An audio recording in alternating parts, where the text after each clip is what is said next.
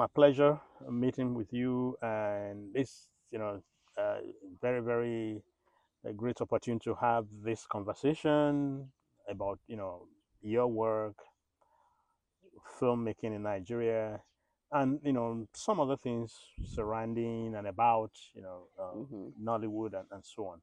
So, but I'd like us to start, with you telling the viewers your name and a few other things you'd like them to know. Well, my name is Kenneth Gyang, and I'm a filmmaker from Jos because I was born and bred in Jos, and but generally, I tell my stories in Nigeria, and I love to be known as a Nigerian filmmaker because first and foremost, I'm a Nigerian. So, well, that's just it in a nutshell. Yeah, Okay, yeah. that's interesting. A Mm. filmmaker from Jaws. I Yes. mean, and so would you see yourself as a Nollywood filmmaker or belonging to Kannywood? No, no, no. For me, I always just want to see myself as a Nigerian filmmaker because once you start putting yourself in some of these subcategories, you try to just like box yourself. But I think that I can tell stories that are in Hausa and work with Kannywood actors, and I've done that over time. I've Okay, also worked in the other sides of the mainstream, which is mainly operational in Lagos. And so, no, I've done all kinds of works. I've also done documentaries. So I really don't want to limit myself, but then and I also really don't believe in categorization because you do not, I mean, when you see Steven Spielberg, you don't yeah, ask him if he's just like a filmmaker from maybe just a particular part of America, or if yeah. he's just like a filmmaker, and that's just what it is. And I Yeah. also feel that Nigerian filmmakers should also just be like be accorded that respect. So I really don't want to go into So subcategorization about where you belong and all of that. yeah, I mean, as someone who you produce movies, Mm-hmm. I mean, in both sides of the aisle. Mm-hmm. So what would you say is the difference, or are the differences between again Nollywood, And Kannywood, Kannywood. and the Oh no, no, categorization? yeah, it is just because like I think it just has to do with where it's from. Okay. Like of course Kannywood is Kannywood, but Yeah. then Kannywood also, they had like a really big culture back in the day of going to the movies. And Yeah. that kind of really inspired them because I grew up in Jos and we used to go to Kwararafa cinema. But when you go Yes. to Kwararafa cinema, Uh, you were a kid, they wouldn't allow you to enter the cinema. So what you do is that you sit and you watch, you read the poster, you get the idea of the film from the poster, right? And then you live. But you see, that thing, that sort of culture also mm, inspired um, the film industry there. So yeah. when they started, that's actually why some of the things that you see in their movies are almost inspired by Bollywood. The dance numbers, and it's not a Hausa thing to break it in the middle of a film and then start dancing. Yeah. So yeah, but because it's from Kano, so they call themselves Kannywood, Kannywood. right? But then with Nollywood, we all know what the problem, what how we came about the name Yeah. from the New York Times article. Yeah. So I mean, Nollywood is there, and Nollywood, of course, is for Nigeria. So Yeah. I think that for me, I would say that all the categorization of all the film industries for me, they are all sub industries under Nollywood. Under That's what Nollywood. I would say. So Yeah. Kannywood is Nollywood. Asabawood is still Nollywood Nollywood. Yeah. because when you look at it internationally, when people are talking about the industry, they wouldn't actually start talking about Asaba. They just know, okay, this is a film from From Nigeria. Nigeria. And Yes. what do they call the industry? They call it Nollywood. Nollywood. Even though I'll prefer that they just look at it as maybe Nigerian cinema Nigerian because I cinema. love to just like just be be like referred to as that because it is just about making Nigerian films and just being part of Nigerian cinema. Yeah, that's Mm, true. That's mm, true. Yes, I mean, again, the categorizations. mm-hmm. I mean, I was actually trying to poke fun. I mean, because when you look at it, Yeah, I mean, it's the Nigerian culture, yeah, broadly speaking, yes. and then the regionalization of it Mm-hmm, depends. Again, actually says something about, the fact that how we came together, mm-hmm. and then again the beauty Yeah, of yeah. of being a I Nigerian. mean, I'm from Jos, like, Uh, would you say? mm, Because, like, even for me, because I'm from Jos, yeah, because, all the things do, it has to do with culture, culture, right? yes. So when you look at, like, I mean, people from Jos, they wouldn't just, like, overly classify themselves as Hausa, although, of course, we have, like, a big chunk of Hausa community there. Yeah, Do you understand? yeah. So for me, at the end of the day, just people might say, "Oh no, we're doing Jollywood," just like the way Johannesburg is doing Jollywood and all which, of that. But yeah, but which when is you true. actually get into that, there's just going to be so much fragmentation. So yeah, I mean, it's a good way to poke fun, but yeah, Yeah, yeah. I But mean, I I agree with think you. that we're all under the umbrella All of under the Nollywood. Yes, umbrella of yeah, Nollywood, and yeah, then of course the broad study. I mean, studying is mm, categorized as yeah. Nollywood, and then so you're an independent filmmaker. Mm-hmm. I'm just curious, how did you come into filmmaking? Hmm. Yeah, Well, it started a long time ago. And there's a thing that you get. I'm happy that you were in Jos. yeah, You know that in Jos we're just relaxed and we're yeah, laid back, and of course we also have this whole thing for culture. So you yeah, will always go to a the lot. villages. I mean, Yeah, from like the city to the village is yeah, not much. So yeah. during long vacations, you still go to the villages, but then you get to hear all kinds of stories and all of that. But I think honestly, um, the films that we're watching, of course, we're watching Indian films, we're Yeah, watching Chinese films at the time, Chinese Hong film. Kong films, yeah. Yeah, But then Nollywood, at the time when Nollywood started, and all of these films were really big, you could watch maybe Zojuku's The Wall Is Mine, this Karashika, and all of that. yeah. You know, you look at it, even though you start looking at it a bit with sometimes a critical mind, because the audience are always very critical of Mm-hmm. that. You will Mm-hmm. hear your maybe your parents talk, saying, "Oh, what kind of rubbish film is this? Oh, the part one is rubbish. Give me the Yeah, part two." They're yeah. still watching the part They're two. You watching it. see, Yeah, but all of that just it kinds of like I mean just tell you that okay, there's actually a career that you could follow. But then it also boils down to the fact that I really grew up in in a place where they tell stories. We have mountains in Jos, so you have stories. I mean, beautiful about ones. yeah, and then Yeah, you have conversations about spirits. We believe.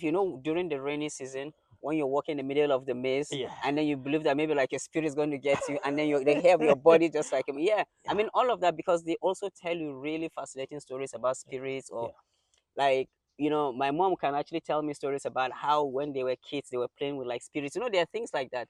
And because it's just like a cultural thing, you just get into it and people really know how to tell stories. Yeah. I mean, there. So when you see Nollywood and then when I started, and also I really love radio, so I love to. At the time there was no digital, right? So it was transistor.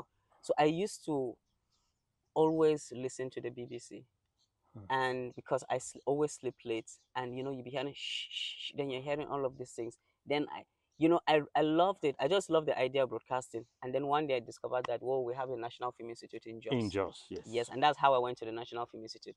But at the National Film Institute, I was just a writer, Okay, right? But screenwriting. it's just screenwriting, yes, Okay. because I mean that's what I'm telling you about storytelling, Yeah. because we used to tell all of these like fascinating stories to ourselves. Tasunia, right? That's what they call it. Yeah. And so yeah, but when I wrote one of my short films, and I mean, I didn't really like the interpretation of it. So I thought, okay, next time when I write this thing, I'm going to direct it Direct myself. yourself. And that is how I just got into directing. Not because, I went to school to say I want to study directing. I actually went to study writing. And also, I love radio, I love broadcasting. But yeah, but that kind of helped because before going to the National Film Institute, Institute, yes. do you know FastWeb? Do you remember FastWeb? There No. used to be a website in America for all colleges called Oh, password. fastweb.com. Okay. Yeah. So I used to write, and you can just write to any university. So I wrote to CALAT, the California Institute of the Arts. Yeah, Us. I think and then there's all these like Maurice Campbell Institute of Institute of Film and TV or something, Tisch School of the Arts. Yeah. All of this like And then there's the University of Southern California. California, yeah, That's yeah. there But is all of this, like, I'm not sure I wrote to California, but all of these ones. So when you write to them one email, you say, "Oh, you're interested in getting their brochure," and then we get all these emails, mails, and then brochures. they come to Jaws, and I see all the stories about beautiful campuses and people like with cameras and all of that. I wanted it, but then even at the time, I think school fees was maybe like $30,000 or something. Of course, my parents wouldn't actually afford that. So when I discovered that there was a film school, so it was easier to go. So even before going to school, the film school, I wanted to go. That's why I was getting all this brochure. But yeah, but I was just glad that the institute was there, and we had Professor Hyginus Okwazi. He was a Yes. great teacher because he was the one that set up the NFI, and so all the conversations were very intellectual.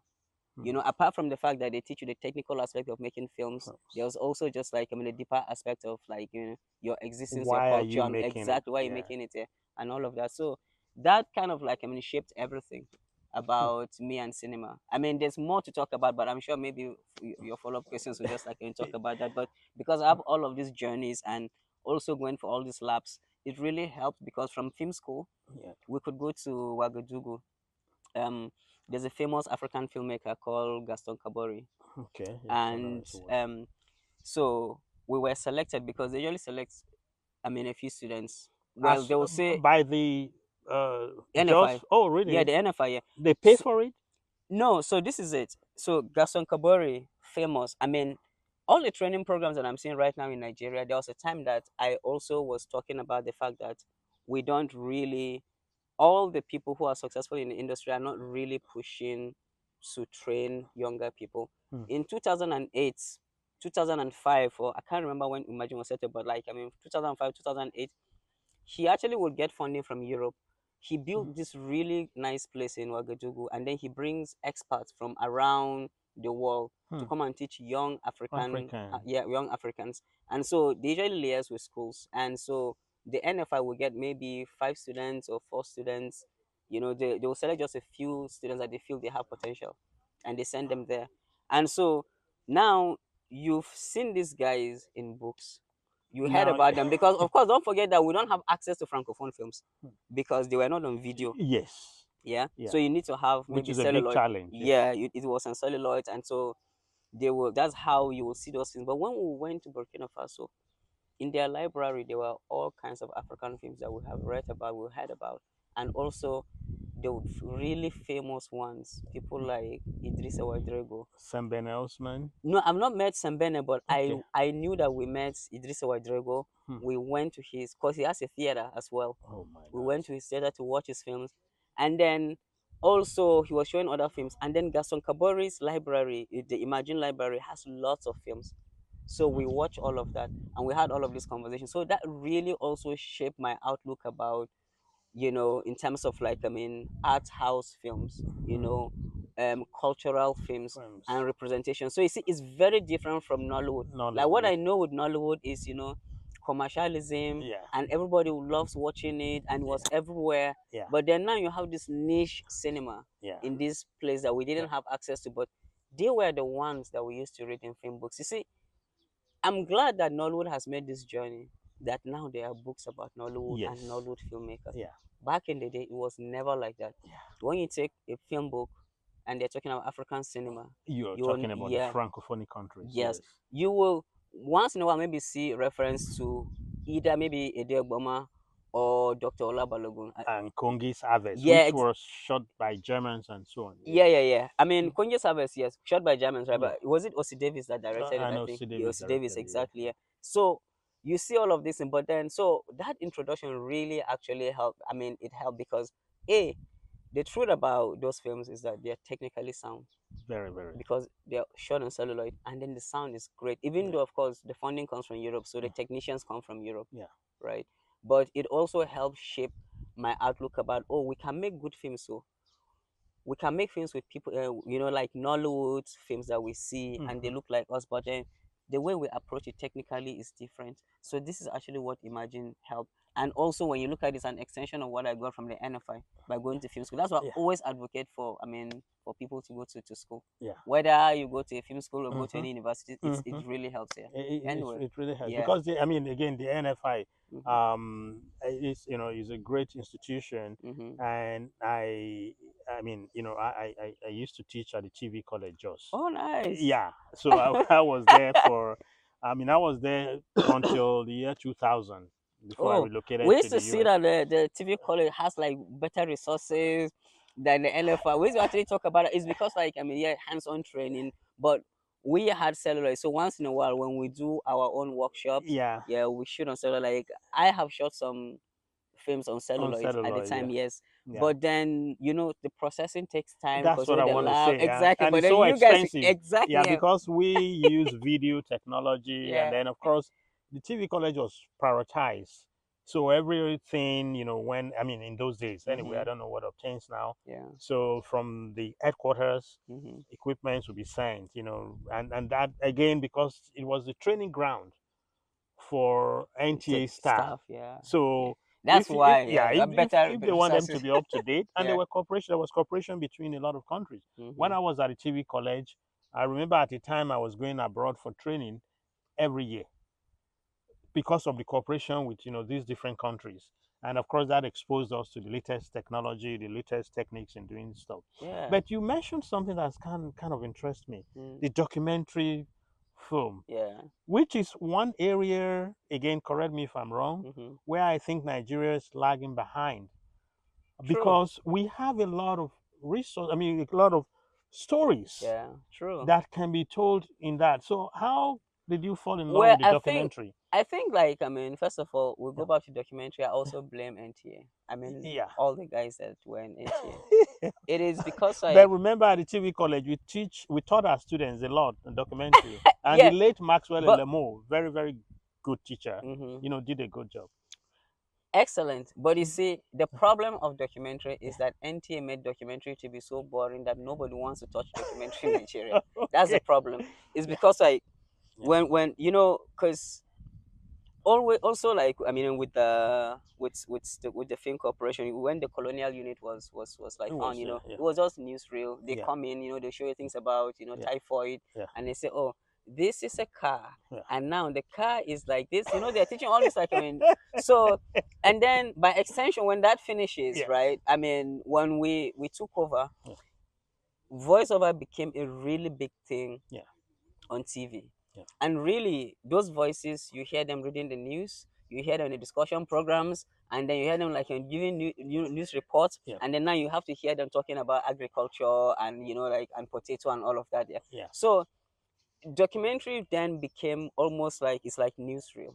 But then Yes. that's not what documentary is, because documentaries, the structure of a documentary, you can actually structure it almost like fiction. You have to have compelling characters, you have to have compelling story, and you have to shoot it in a really visually beautiful way. It totally depends, and the sound has to be great, you see. So that was what made people to really to not really look at documentary as an art form, because Nigerians will not watch it. I remember, do you know the documentary Rediscover Nigeria?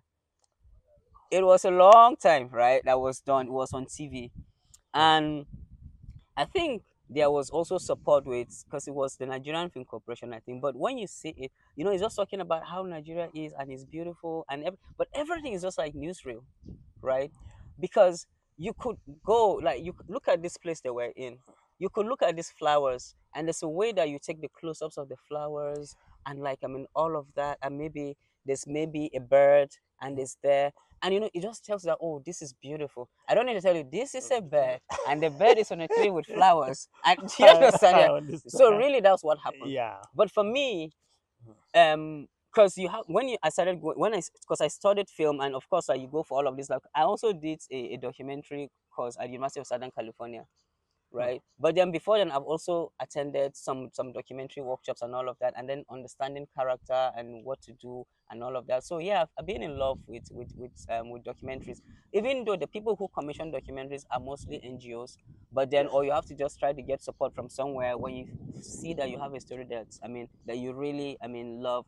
But yeah, it's still very difficult to do documentaries, to get Yeah. funding for documentaries in Exactly. Nigeria. Yeah. And also, we also think that documentary is something that is like, we also treat it as newsreel. So if you want to make a documentary about this university that we're in right now, you think that, okay, when I come in, I can talk to the VC, I can talk to the dean, and talk to all the other guys, and then shoot a bit of students around and all of that, and then that's it. But no, So other the people, talking heads. yeah, but then talking about, then also the superficiality of it, in terms of, like, okay, maybe it's like you shoot for 5 days or 3 days or stuff, but then you need to just, like, I mean, work out what you want, and then some people can shoot here for like 5 years, some people can shoot here for 3 years, and there's layers and layers of it. So when you watch it, you're like, wow, so much work. But so it requires patience and it requires funding. So that's why. But for me, it's because I see it as an art form. I really love it. And also, it's not every time I want to do fiction, because I've done maybe 5 6 fictions in my life, in terms of like films, right? Not, I mean, excluding TV series. Yeah, so the bulk of my work, it's documentaries. I can see the and I, passion. and I travel a lot, and because it helps you to travel, right? And it's free to Yeah. travel Yeah. sometimes. I can see the passion, and I can Mm, see the layers you're talking about. mm, I mean, which is very different from a lot of things out there. So it requires a lot of work. Um, Again, but do you think that we have the audience for documentary in Nigeria? Yeah, we I do. think we do. Wow. Yeah, I'll tell you what, yeah, right? You see, this conference that we're doing about decolonization, yeah, the truth is that the streaming platforms have really done something that has also advanced the audience, right? And that's why people will tell you that, oh, cinema audience. Now you see there's also categorization. Oh, yeah, cinema audience are different from Netflix audience. That's what they say. Because the streaming platforms have really helped in giving the audience all kinds of projects from around the world. So some documentaries, like recently the Dama documentary, I don't know if you know about it, the one about is it Jeffrey? There's Jeffrey Epstein, I think, right? And then there's okay. Dama. But that Uh, Dama, even the conversation on Nigerian social media space was huge. I think he was a killer because I didn't watch the documentary, but he was this guy that's always just like targeting women. He's a serial killer basically. He's very famous, even in terms of like serial killers in America. But yeah, very famous. People talked about it.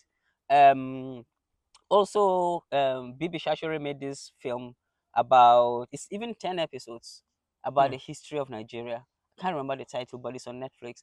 People loved it. People watched it, and also Beverly Naya did Skins, which is just about like I think yeah, it's about bleaching and all of that. I think that's what it's about.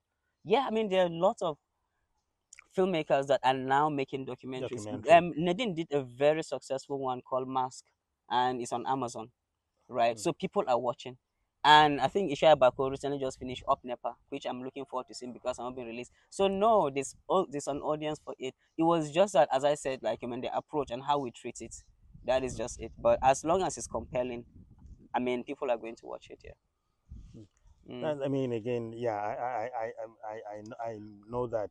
mm, In fact, actually, before Nigerians started making documentaries, I mean, we watch a lot of foreign documentaries. You know, I yeah. mean, Geographic National Channel, Geographic. National Yeah. Geographic, and Yeah. so on and so forth. I think Mm, I agree with you absolutely that mm. Nigerians, Yeah, but you see, those watch that. documentaries Yeah, are really yeah, like that's why I can't really use it as yardstick yeah.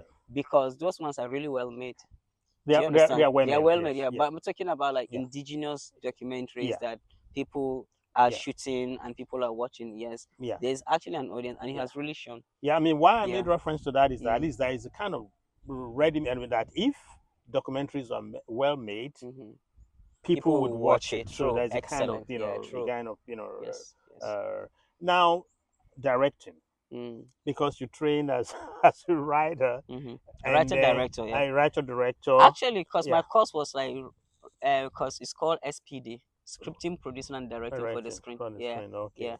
But Mm, yeah, but my major yeah, was writing and directing in terms of career. in terms of Yeah, career. before I did producing, yes, but Yeah, it was a yeah. I question. mean, the reason why I asked that is that Mm, again, so I mean, you've directed. I mm-hmm, mean, Oloture is big, mm-hmm, and then you've directed some major thing. I mean, you are known anyway, mm, as so. I'm kind of wondering in terms of evolution. mm-hmm. So how, for instance, did the producer of Oloture come for you? What have you done something with her before, or Yeah, I mean, yes, yes, yes. It's so I worked with a producer. I mean, so the Mo Abudu is famous in Nigeria. yeah, People of course know her because yeah, she had a television channel. channel? Yes, Yeah, and when she came, it's like different lifestyle. She wanted to show Africa in a different way. She doesn't want to show the poverty, the sort of like sometimes colonialist approach to how approach. Africa is shown, Yeah. and so she wanted to just like deal with the 1%, you know, Mm. and how it is and all of that. And so yes, we've had conversations before. I worked on one of the biggest series that's been done from the north. It's called Sons of the Caliphate. Yes, Yeah, because you I worked on directed the that. whole season, the Oh my first the God, first season of Sons of the Caliphate. then I've not been paying attention because Yeah, I but you love see, it because there's so many so things in my much. work, I don't Yeah, always put everything in my bio because it's like also I try to no, just that's a concentrate myself on film. very good Yeah, one. Yeah. but people really loved it and was very successful.